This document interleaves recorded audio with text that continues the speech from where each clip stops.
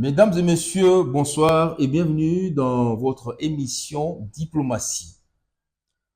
Dans notre rubrique politique internationale, sachez que les pays d'Emmanuel Macron traversent actuellement une crise politique inédite suite aux résultats des élections législatives organisées tout récemment.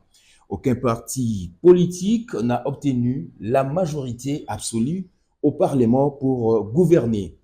Qui sera le futur Premier ministre? Les questions se posent dans le microcosme politique international. Millions de Français, mais vous êtes aussi les artisans de l'alternance qui viendra demain. Ce socle n'est pas une fin en soi.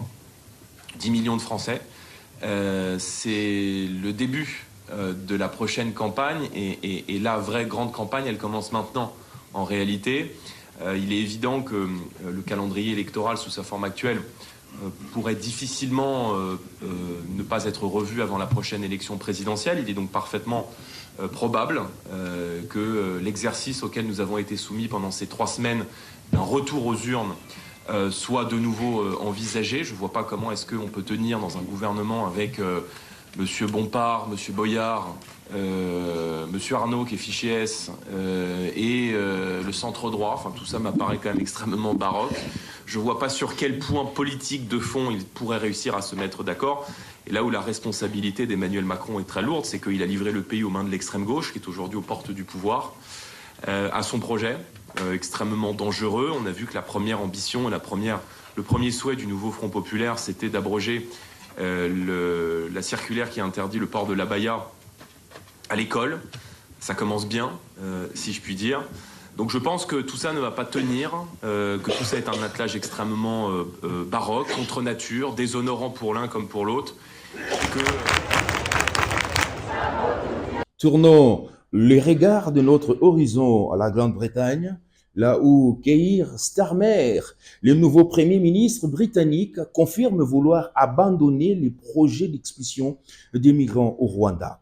Pour le Rwanda, l'accord sur les migrants signé avec la Grande-Bretagne ne prévoit nullement les remboursements des fonds déjà reçus.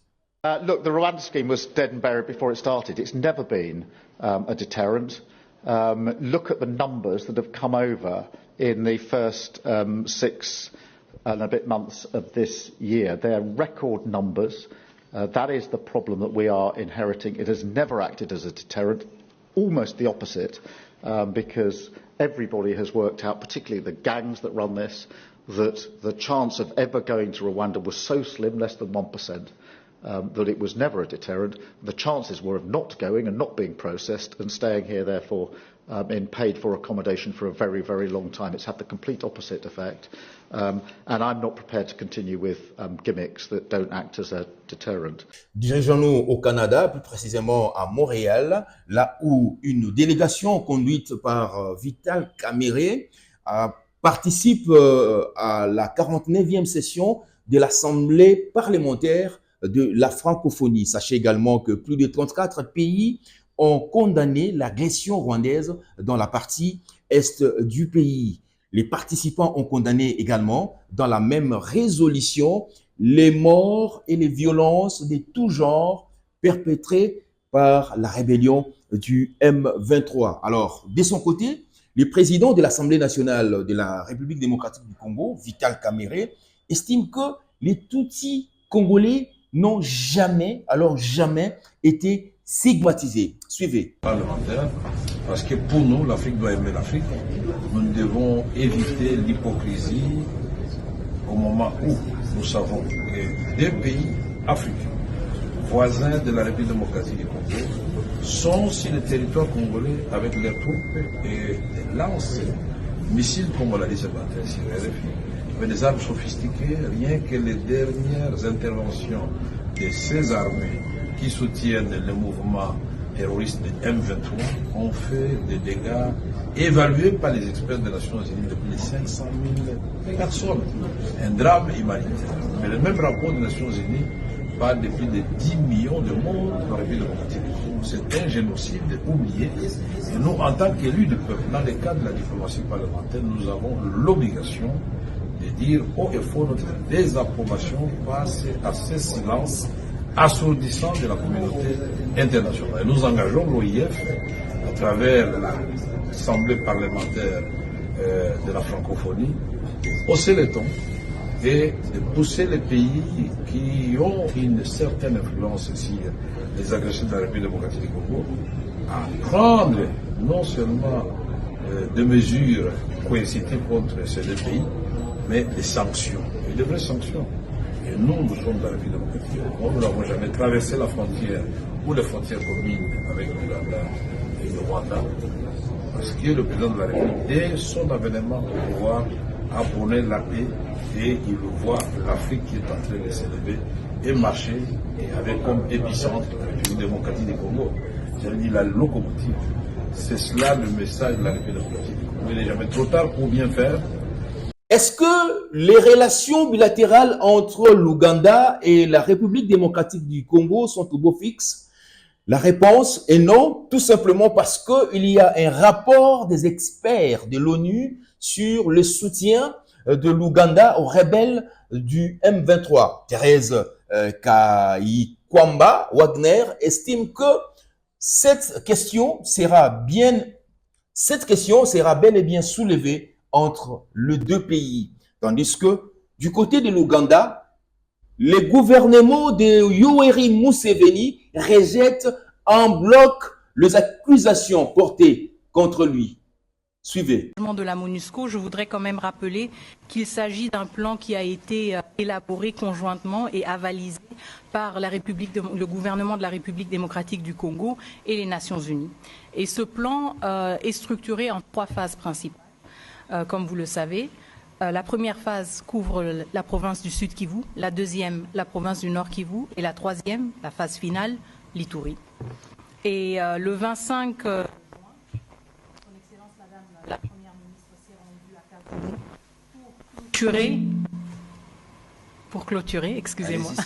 pour clôturer le processus de remise et reprise, si vous voulez, et du départ de la MONUSCO de la province du Sud Kivu. C'est un processus qui était, je pense, riche en expérience, en apprentissage, en particulier à cause parfois une certaine volatilité sécuritaire. Je pense que c'était aussi l'occasion saisie par le gouvernement pour montrer qu'on reste aux côtés des populations du Sud Kivu et que le départ de la MONUSCO ne devrait pas être une source d'inquiétude. Donc ce processus-là étant achevé, évidemment, le regard se tourne vers les 2 autres phases, le Nord Kivu et l'Ituri. Par rapport au Nord Kivu, évidemment, vous connaissez la situation qui prévaut.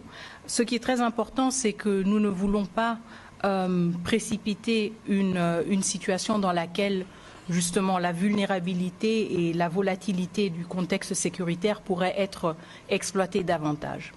Donc, nous voulons un retrait responsable, durable et ordonné de la MONUSCO. Cela veut dire que quand il s'agit du Nord Kivu, nous allons prendre en compte les évolutions que nous voyons sur le terrain afin de prendre des décisions responsables et d'amorcer ce processus quand les conditions les plus propices sont réunies.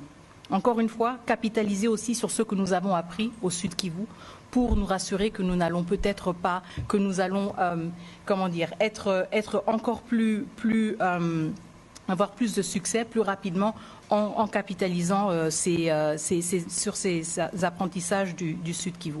Je pense que ce qui est aussi important à retenir, c'est que la présence de la MONUSCO au Nord Kivu est aussi encore très importante pour nous. Pourquoi? Parce que la MONUSCO fournit et va fournir un appui à la SAMI-DRC.